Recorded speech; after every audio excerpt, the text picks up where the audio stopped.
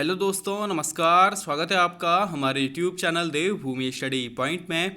आप सभी कैसे हैं मित्रों? मैं उम्मीद करता हूं आप सभी लोग स्वस्थ होंगे, मस्त होंगे तथा आपकी स्टडी काफ़ी ज़्यादा अच्छी चल रही होगी दोस्तों। साथियों, मैं आज आपके साथ डिस्कस करने वाला हूं जीके जीएस का प्रैक्टिस सेट।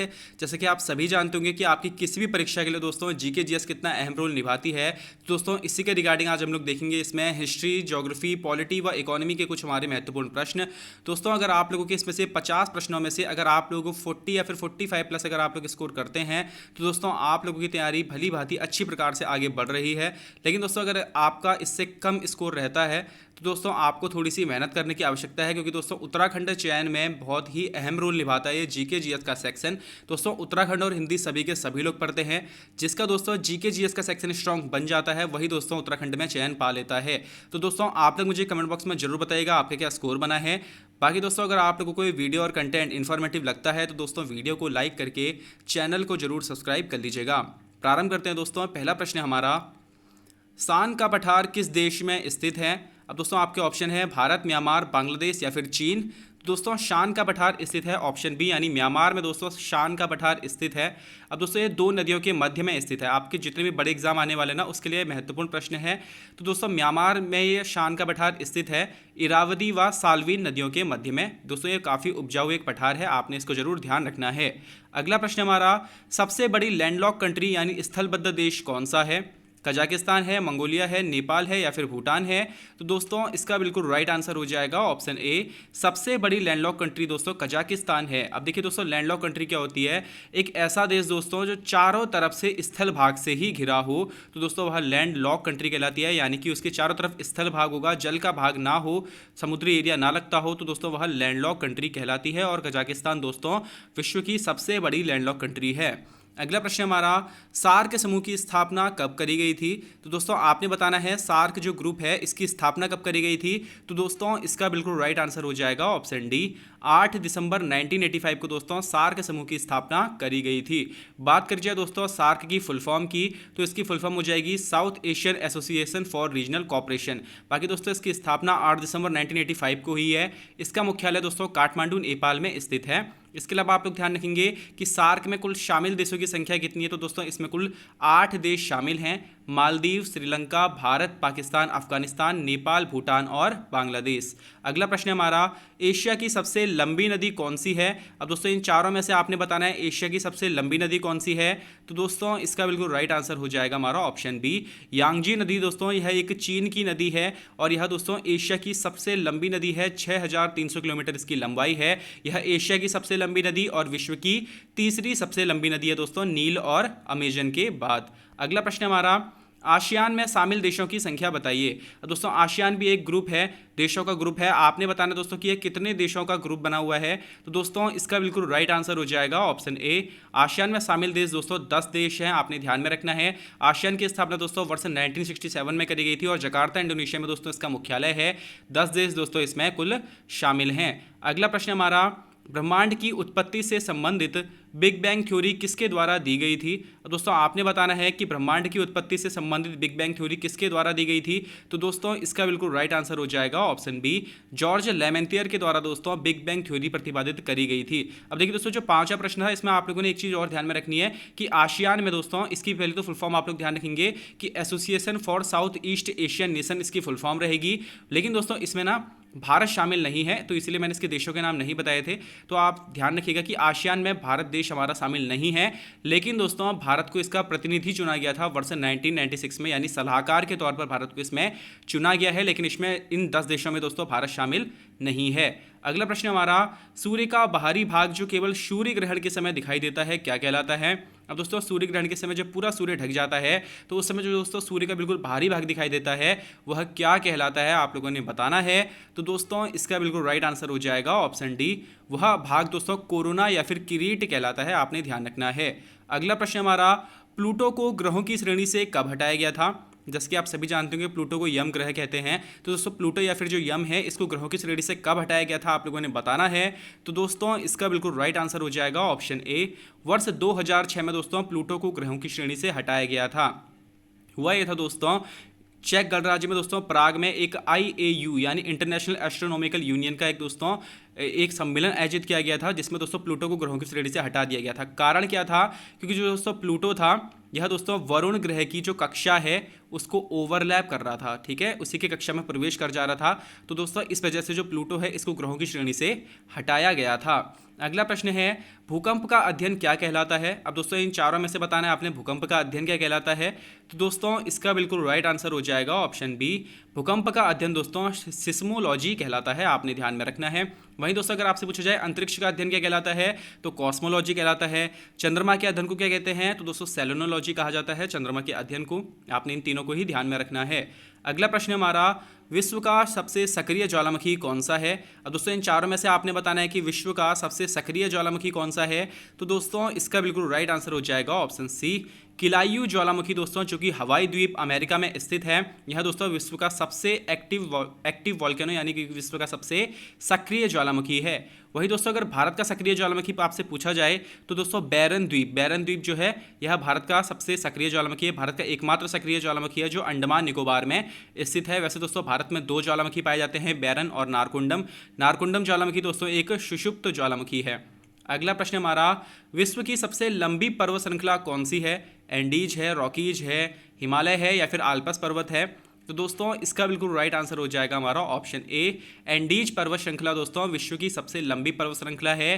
दोस्तों लगभग 7000 किलोमीटर की लंबाई में यह फैली हुई है, दक्षिण अमेरिका में यह स्थित है। वही दोस्तों बात करी जाए हमारे हिमालय की तो 2400 किलोमीटर लंबाई में दोस्तों हमारा हिमालय भी फैला हुआ है। अगला प्रश्न हमारा कर्क रेखा भारत के कितने राज्यों से होकर के गुजरती है? अब दोस्तों आप लोगों ने बताना है कि ट्रॉपिक ऑफ कैंसर भारत के कितने स्टेट से होकर के गुजरती है। तो दोस्तों इसका बिल्कुल राइट आंसर हो जाएगा ऑप्शन सी, कर्क रेखा दोस्तों भारत के कुल 8 राज्यों से होकर के गुजरती है, आपने ध्यान में रखना है। इसमें दोस्तों आ जाएंगे गुजरात, राजस्थान, मध्य प्रदेश, छत्तीसगढ़, झारखंड, पश्चिम बंगाल, त्रिपुरा और मिजोरम। दोस्तों इन 8 राज्यों से कर्क रेखा भारत के गुजरती है। अगला प्रश्न हमारा विश्व की मीठे पानी की सबसे बड़ी झील कौन सी है? अब दोस्तों इन चारों में से विश्व की मीठे पानी की सबसे बड़ी झील कौन सी है या फिर ताजे पानी की सबसे बड़ी झील कौन सी है, आपने ध्यान में रखना है। मीठा पानी बोलेगा या फिर ताजा पानी बोलेगा, दोनों का मतलब दोस्तों एक ही है। तो आपने बताना है विश्व की मीठे पानी की सबसे बड़ी झील कौन सी है। तो दोस्तों इसका बिल्कुल राइट आंसर हो जाएगा ऑप्शन ए, सुपीरियर झील दोस्तों विश्व की मीठे पानी की सबसे बड़ी झील है, जो कि दोस्तों हमें उत्तरी अमेरिका में मिलती है। वही दोस्तों अगर आपसे पूछा जाए भारत की मीठे पानी की सबसे बड़ी झील तो आपने ध्यान में रखना है जम्मू कश्मीर में स्थित वुलर झील दोस्तों भारत में मीठे पानी की सबसे बड़ी झील है। अगला प्रश्न हमारा कौन सी जल संधि एशिया को यूरोप से अलग करती है? और दोस्तों इन चारों जल संधि में से आपने बताना है कि कौन सी ऐसी जल संधि है जो एशिया को यूरोप से अलग करती है। तो दोस्तों इसका बिल्कुल राइट आंसर हो जाएगा ऑप्शन डी, वास्पोरस जल संधि दोस्तों एशिया को यूरोप से अलग करती है। ये किन दो स्थानों को जोड़ती है? तो दोस्तों यह काला सागर व मरमरा सागर को जोड़ती है। अगला प्रश्न हमारा किस जनजाति के निवास गृह इग्लू कहलाते हैं? अब दोस्तों इग्लू बना करके कौन रहता है? आप लोगों ने बचपन में भी बहुत बार सुना होगा इग्लू के बारे में। तो दोस्तों किस जनजाति के निवास गृह इग्लू कहलाते हैं? दोस्तों हमारे बचपन की किताबों में भी बहुत ज़्यादा हमें पढ़ने के लिए मिलता था। तो दोस्तों इसका बिल्कुल राइट आंसर हो जाएगा हमारा ऑप्शन बी, एस्किमो जनजाति के निवास गृह दोस्तों इग्लू कहलाते हैं। बेसिकली दोस्तों जो ये एस्किमो जनजाति है यह दोस्तों उत्तरी अमेरिका के ध्रुवीय क्षेत्रों में निवास करती है, जैसे दोस्तों अलास्का हो गया, कनाडा हो गया। तो दोस्तों यहाँ पर कोई निवास करती है। इसके अलावा आपने ध्यान में रखना है कि जो दोस्तों ग्रीनलैंड है उसके ग्रीनलैंड के भी जो उत्तरी भाग है वहाँ पर कोई जनजाति निवास करती है, एस्किमो जनजाति। तो दोस्तों वहाँ काफ़ी अधिक मात्रा में बर्फ़ पड़ती है, इसलिए दोस्तों ये लोग बर्फ़ के टुकड़ों से बना गृह इग्लू बनाते हैं और इसमें अपना निवास करते हैं। अगला प्रश्न हमारा वायुयान उड़ाने की आदर्श दशा किस परत में पाई जाती है? अब दोस्तों आपने बताना है कि वायुयान उड़ाने की आदर्श कंडीशन यानी कि आइडियल कंडीशन किस वाली परत में हमको देखने के लिए मिलेगी। तो दोस्तों इसका बिल्कुल राइट आंसर हो जाएगा ऑप्शन बी, वायुयान उड़ाने की आदर्श दशा दोस्तों हमें समताप मंडल में पाई जाती है। वही दोस्तों अगर आपसे पूछा जाए कि क्षोभ मंडल में क्या है, तो दोस्तों समस्त मौसम संबंधी घटनाएं जैसे कि बादल, आंधी, तूफान, चक्रवात, यह सभी दोस्तों हमें क्षोभ मंडल में देखने के लिए मिलता है। और क्षोभ मंडल ही दोस्तों पृथ्वी का सबसे निचला मंडल है जिसमें हम लोग निवास करते हैं। अगला प्रश्न हमारा भारतीय संविधान के किस अनुच्छेद को संविधान की रीढ़ कहा जाता है। अब दोस्तों इन चारों आर्टिकल में से आपने बताना है कि किस एक आर्टिकल को भारतीय संविधान की रीढ़ कहा जाता है।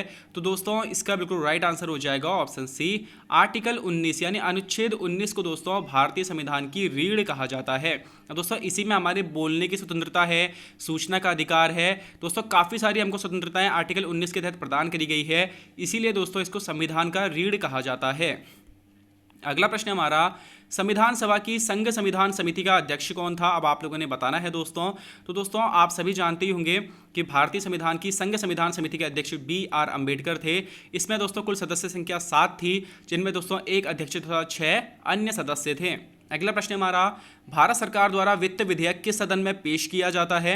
अब दोस्तों आपने बताना है कि जो वित्त विधेयक होते हैं यह किस सदन में, किस हाउस में पेश किए जाते हैं, राज्यसभा में, विधानसभा में, लोकसभा में या फिर विधान परिषद में। तो दोस्तों इसका बिल्कुल राइट आंसर हो जाएगा हमारा ऑप्शन सी। दोस्तों आपने ध्यान में रखना है कि वित्त विधेयक हमेशा लोकसभा में ही पेश किए जाते हैं भारत सरकार द्वारा। ठीक है दोस्तों। अगला प्रश्न दोस्तों हमारा, भारतीय संविधान की प्रस्तावना में पंथ निरपेक्ष शब्द किस संविधान संशोधन के तहत जोड़ा गया था। और दोस्तों आपने बताना है इन 4 संविधान संशोधनों में से किस एक संविधान संशोधन के द्वारा हमारे भारतीय संविधान की प्रस्तावना में पंथ निरपेक्ष शब्द जोड़ा गया था। तो दोस्तों इसका बिल्कुल राइट आंसर हो जाएगा ऑप्शन सी, 42वें संविधान संशोधन 1976 के तहत दोस्तों हमारी भारतीय संविधान की प्रस्तावना में 3 शब्द जोड़े गए थे। यह 3 शब्द थे समाजवादी, पंथ निरपेक्ष तथा अखंडता। और दोस्तों इन तीनों शब्दों को हमने 42वें संविधान संशोधन 1976 के तहत जोड़ा था। और आप सभी जानते हैं दोस्तों कि 42वें संविधान संशोधन को लघु संविधान संशोधन भी कहते हैं, लघु संविधान भी कहते हैं। अगला प्रश्न हमारा, एक राज्य के महाधिवक्ता का कार्यकाल कितना होता है। अब दोस्तों आपने बताना है महाधिवक्ता, सबसे पहले तो आप लोग जानते होंगे कि क्या होता है। दोस्तों जितने भी स्टेट वगैरह होते हैं, जितने भी राज्य वगैरह होते हैं, वहाँ का सर्वोच्च विधि अधिकारी दोस्तों महाधिवक्ता होता है। ठीक है। वहीं दोस्तों अगर आपसे पूछा जाए कि भारत सरकार का सबसे बड़ा विधि अधिकारी कौन होता है, तो दोस्तों वहाँ महान्यायवादी होता है। तो दोस्तों आपने बताना है कि एक राज्य के महाधिवक्ता का कार्यकाल कितना होता है, 4 वर्ष होता है, 5 वर्ष होता है, 6 वर्ष या 65 वर्ष होता है, या फिर निर्धारित नहीं है। तो दोस्तों इसका बिल्कुल राइट आंसर हो जाएगा ऑप्शन डी, यह निर्धारित नहीं है दोस्तों, यह राज्यपाल के प्रसाद पर्यंत पद धारण करते हैं। अगला प्रश्न हमारा, अनुच्छेद 338 संबंधित है किससे, आप लोगों ने बताना है। SC आयोग से, राष्ट्रीय महिला आयोग से, दिव्यांगजन आयोग से या फिर ST आयोग से। दोस्तों इसका बिल्कुल राइट आंसर हो जाएगा ऑप्शन ए, SC आयोग यानी कि दोस्तों शेड्यूल कास्ट आयोग से, अनुसूचित जाति आयोग से दोस्तों आर्टिकल 338 संबंधित है। इसमें इसकी चर्चा दोस्तों करी गई है। वही दोस्तों अगर आपसे पूछा जाए ST आयोग की चर्चा किस आर्टिकल में है, तो आर्टिकल 338 के ए में दोस्तों ST आयोग की चर्चा है। वही दोस्तों OBC आयोग की चर्चा आर्टिकल 340 के तहत करी गई है। अगला प्रश्न हमारा, भारत में लोक लेखा समिति के मित्र, दार्शनिक व पथ प्रदर्शक के रूप में कौन कार्य करता है। महान्यायवादी, लोकसभा अध्यक्ष, सुप्रीम कोर्ट के मुख्य न्यायाधीश या फिर CAG। तो दोस्तों इसका बिल्कुल राइट आंसर हो जाएगा ऑप्शन डी। दोस्तों जो CAG होते हैं यानी कंट्रोलर एंड ऑडिटर जनरल, जिसको हम लोग हिंदी में कहते हैं नियंत्रक एवं महालेखा परीक्षक, यह दोस्तों भारत में लोक लेखा समिति के मित्र, दार्शनिक व पथ प्रदर्शक के रूप में कार्य करते हैं। वही दोस्तों अगर आपसे पूछा जाए CAG की चर्चा भारतीय संविधान के किस अनुच्छेद में करी गई है, तो आर्टिकल 148 में CAG की चर्चा करी गई है। अगला प्रश्न हमारा, किसने राज्य के नीति निर्देशक तत्वों को सामाजिक क्रांति लाने का निर्णायक राजनीतिक संवैधानिक साधन माना है। दोस्तों आपने बताना है इन चारों व्यक्तियों में से किसने दोस्तों राज्य के नीति निर्देशक तत्वों को सामाजिक क्रांति लाने का निर्णायक राजनीतिक संवैधानिक साधन माना है।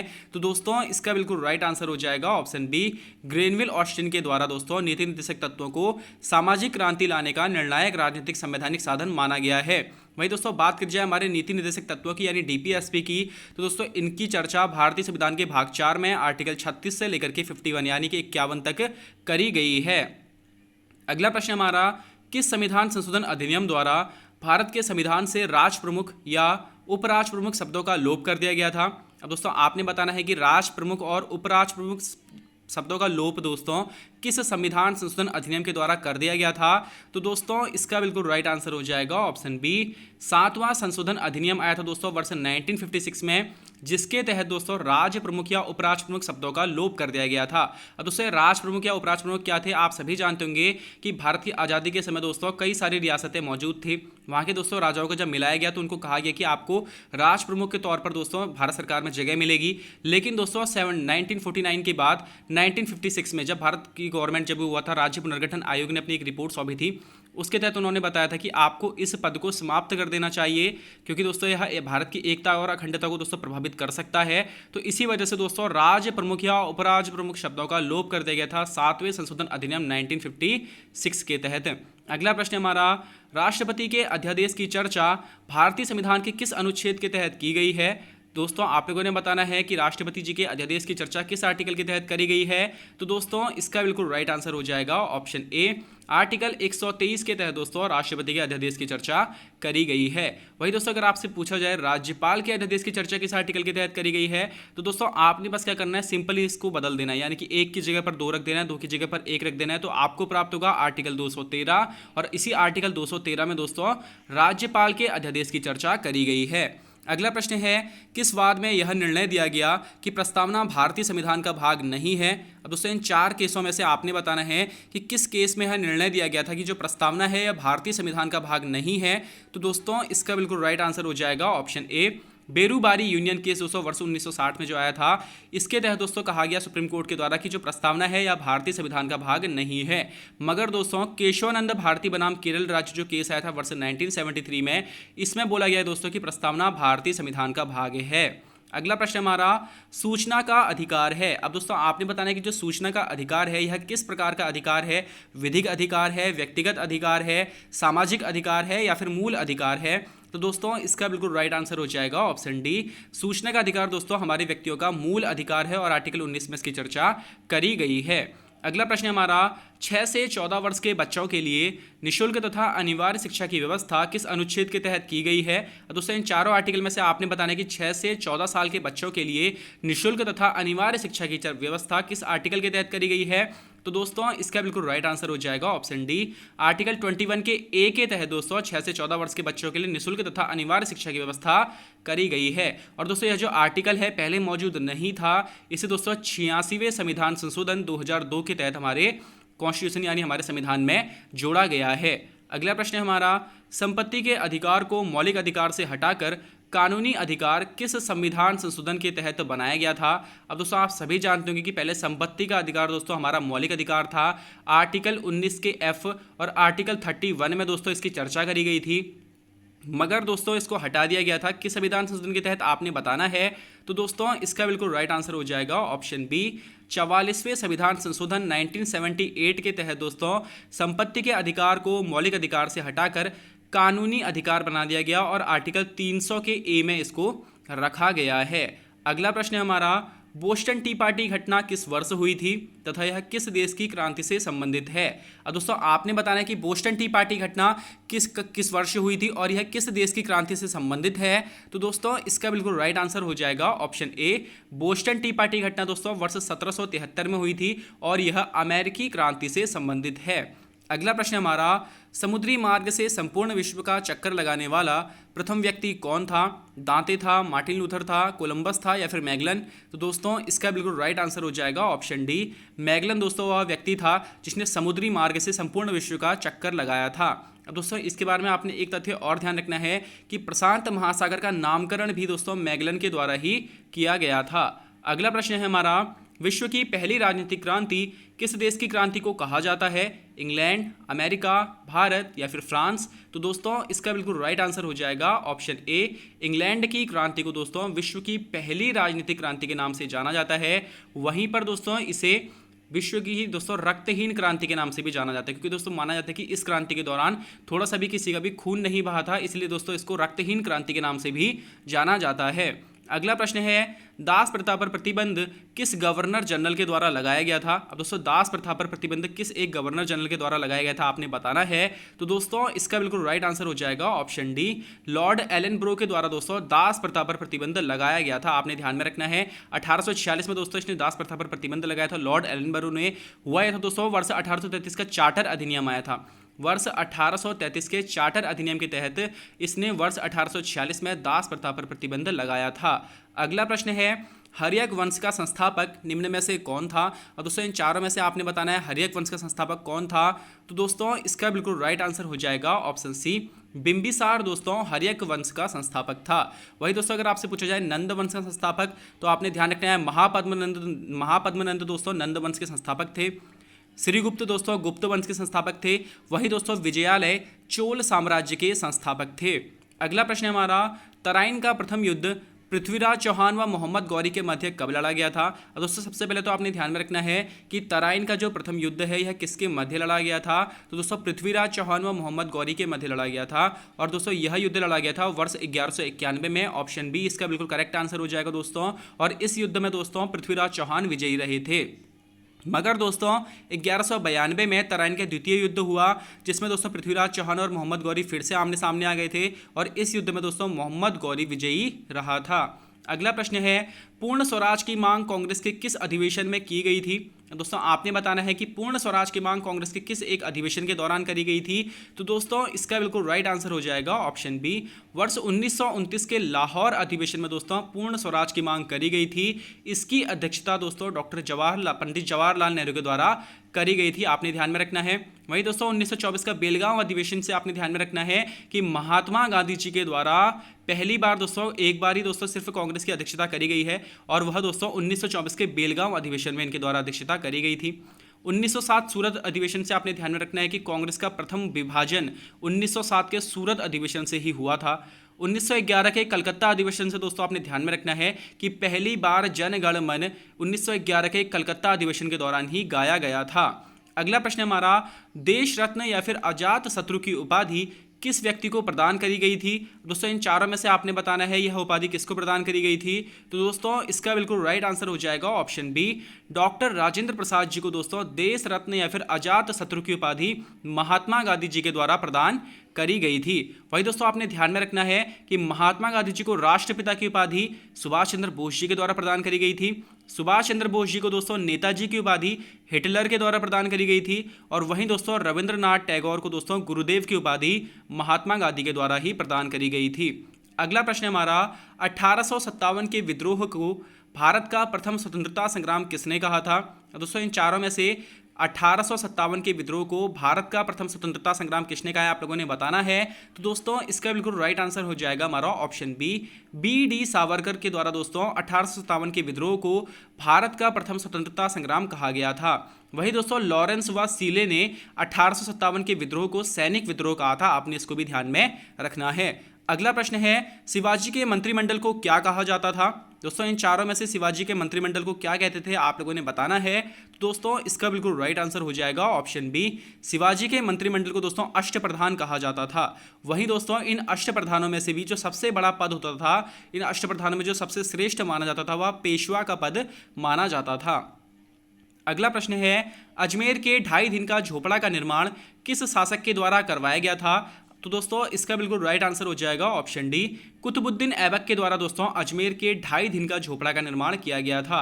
बात करी जाए दोस्तों कुतुबुद्दीन ऐबक की, तो यह गुलाम वंश का संस्थापक था और इसे दोस्तों लाख बख्श की उपाधि भी प्राप्त थी। अगला प्रश्न है, गौतम बुद्ध के घर त्यागने की घटना को बौद्ध धर्म में क्या कहा गया है? तो दोस्तों इन चारों में से आपने बताना है कि बुद्ध जी के घर त्यागने की घटना को बौद्ध धर्म में क्या कहा गया है। तो दोस्तों इसका बिल्कुल राइट आंसर हो जाएगा ऑप्शन बी, धर्म चक्र परिवर्तन दोस्तों इनके घर त्यागने की घटना को कहा गया है। वही दोस्तों जब महात्मा बुद्ध के द्वारा पहला उपदेश दिया गया था सारनाथ में, तो दोस्तों इस घटना को महाभिनिष्क्रमण कहा गया है। और वहीं दोस्तों गौतम बुद्ध के द्वारा जब अपना शरीर त्याग दिया गया था, तो इस घटना को बौद्ध धर्म में महापरिनिर्वाण कहा गया है। आपने तीनों को ही ध्यान में रखना है। अगला प्रश्न है, सिंधु सभ्यता का विशाल स्नानागार किस स्थान से प्राप्त हुआ है? इन चारों दोस्तों सिंधु सभ्यता के स्थलों में से आपने बताना है कि सिंधु सभ्यता का विशाल स्नानागार किस स्थान से प्राप्त हुआ है। दोस्तों इसका बिल्कुल राइट आंसर हो जाएगा ऑप्शन बी, मोहनजोदड़ो से दोस्तों सिंधु सभ्यता का विशाल स्नानागार प्राप्त हुआ है। यहीं से दोस्तों पशुपतिनाथ की 3 मुख वाली मूर्ति प्राप्त हुई है। और आपने ध्यान में रखना है दोस्तों, अगर आपसे पूछा जाए कि मोहनजोदड़ो शब्द का अर्थ क्या है, तो दोस्तों इसका अर्थ है मृतकों का टीला। अगला प्रश्न है, ऋग्वेद में कुल कितने मंडल व सूक्त हैं? तो दोस्तों आपने इन चारों ऑप्शन में से बताना है कि ऋग्वेद में कुल कितने मंडल हैं और कितने सूक्त हैं। तो दोस्तों इसका बिल्कुल राइट आंसर हो जाएगा ऑप्शन ए। ऋग्वेद में दोस्तों कुल 10 मंडल, 1028 सूक्त तथा दोस्तों 10,462 ऋचाएं हैं। आपने तीनों को ही ध्यान में रखना है। अगला प्रश्न है, पूंजीवादी अर्थव्यवस्था का उद्गम स्रोत मानी जाने वाली पुस्तक द वेल्थ ऑफ नेशंस किस व्यक्ति की पुस्तक है। अब दोस्तों इन चारों में से द वेल्थ ऑफ नेशंस किस व्यक्ति की पुस्तक है आप लोगों ने बताना है। तो दोस्तों इसका बिल्कुल राइट आंसर हो जाएगा ऑप्शन बी, एडम स्मिथ की दोस्तों यह पुस्तक है और 1776 में यह प्रकाशित हुई थी। अगला प्रश्न है, भारत की अर्थव्यवस्था किस प्रकार की अर्थव्यवस्था है। पूंजीवादी अर्थव्यवस्था है, मिश्रित अर्थव्यवस्था है, राज्य अर्थव्यवस्था है या फिर इनमें से कोई नहीं। तो दोस्तों इसका बिल्कुल राइट आंसर हो जाएगा ऑप्शन बी, भारत की अर्थव्यवस्था दोस्तों मिश्रित अर्थव्यवस्था है, आपने ध्यान में रखना है। अगला प्रश्न है, निम्न में से किस क्षेत्र को सेवा क्षेत्र के रूप में भी जाना जाता है। प्राथमिक क्षेत्र को, द्वितीयक क्षेत्र को, तृतीयक क्षेत्र को या फिर चतुर्थ क्षेत्र को। दोस्तों चतुर्थ क्षेत्र वैसे तो कोई होता ही नहीं है, तीन ही क्षेत्र आप लोगों ने ध्यान में रखना है, प्राथमिक, द्वितीयक और तृतीयक। इन तीनों में से दोस्तों सेवा क्षेत्र के रूप में किसे जाना जाता है आप लोगों ने बताना है। तो दोस्तों इसका बिल्कुल राइट आंसर हो जाएगा हमारा ऑप्शन सी, तृतीयक क्षेत्र को दोस्तों सेवा क्षेत्र के रूप में भी जाना जाता है। इस दोस्तों सेवा क्षेत्र के अंतर्गत हमारे बैंकिंग आ जाती है, शिक्षा आ जाती है दोस्तों, स्वास्थ्य संबंधी सुविधाएं आ जाती हैं। तो यह सभी दोस्तों हमारे सेवा क्षेत्र के अंतर्गत ही आते हैं। अगला प्रश्न हमारा, प्रथम पंचवर्षीय योजना किस मॉडल पर आधारित थी। तो दोस्तों आप लोगों ने बताना है कि पहली पंचवर्षीय योजना जो चली थी 1951 से 1956 तक, यह योजना किस मॉडल पर आधारित थी। तो दोस्तों इसका बिल्कुल राइट आंसर हो जाएगा ऑप्शन बी, यह हेरोड डोमर मॉडल पर आधारित थी। वही दोस्तों अगर आपसे पूछा जाए द्वितीय पंचवर्षीय योजना किस मॉडल पर आधारित थी, तो दोस्तों द्वितीय पंचवर्षीय योजना पीसी महालनोबिस मॉडल पर आधारित थी और यह दोस्तों 1956 से 1961 तक चली थी। अगला प्रश्न, स्वच्छ भारत मिशन की शुरुआत कब की गई थी दोस्तों आप लोगों ने बताना है। तो दोस्तों इसका बिल्कुल राइट आंसर हो जाएगा हमारा ऑप्शन ए, 2 अक्टूबर 2014 को दोस्तों स्वच्छ भारत मिशन की शुरुआत करी गई थी। इसका उद्देश्य दोस्तों गांव, मोहल्लों, शहरों सभी को दोस्तों स्वच्छ रखने से था। अगला प्रश्न है, जिस ब्याज दर पर कमर्शियल बैंक रिजर्व बैंक से नकदी ऋण प्राप्त करते हैं वह दर क्या कहलाती है, वह रेट क्या कहलाता है दोस्तों आप लोगों ने बताना है। तो दोस्तों इसका बिल्कुल राइट आंसर हो जाएगा ऑप्शन बी, जिस ब्याज दर पर दोस्तों कमर्शियल बैंक रिजर्व बैंक से अगर नकदी ऋण प्राप्त करेंगे अल्पकाल के लिए तो दोस्तों वह दर हमारी रेपो दर कहलाएगी। वहीं दोस्तों अगर हमारा रिजर्व बैंक कमर्शियल बैंकों से कुछ समय के लिए अगर ऋण प्राप्त करता है तो वह दर दोस्तों रिवर्स रेपो दर कहलाती है। आपने दोनों को ही ध्यान में रखना है। बाकी दोस्तों आप लोग मुझे कमेंट बॉक्स में बताइएगा आपका स्कोर क्या बैठा है। अगर दोस्तों आप लोगों का स्कोर 40+ है तो आप लोगों की तैयारी दोस्तों भली भांति अच्छे प्रकार से आगे बढ़ रही है, आप लोग ये मान के चल सकते हैं। वहीं दोस्तों अगर आप लोगों को कोई वीडियो और कंटेंट इन्फॉर्मेटिव लगा हो तो दोस्तों वीडियो को लाइक करके चैनल को जरूर सब्सक्राइब कर लीजिएगा। बाकी दोस्तों आपको आपके आने वाले एग्जाम्स के लिए हार्दिक बधाई, शुभकामनाएं देते हुए मैं अपनी वाणी को विराम देता हूं दोस्तों। धन्यवाद।